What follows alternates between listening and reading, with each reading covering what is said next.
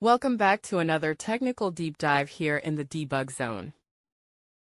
Today, we're tackling a big question and breaking it down with insights from other users. Hopefully, this clears up some misconceptions and helps you get the answer you need.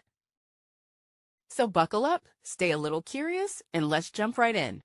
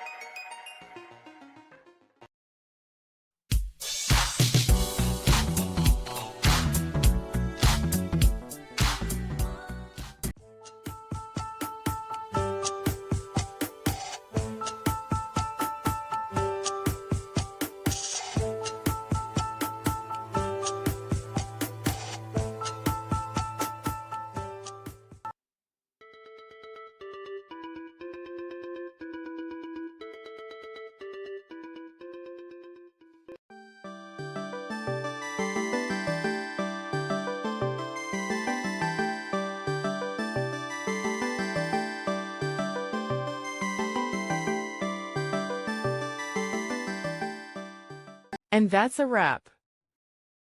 I hope you found the answer you were looking for. If you did, take a second to hit that subscribe button. It really helps out. And let me know in the comments which solution worked best for you. See you next time in the debug zone.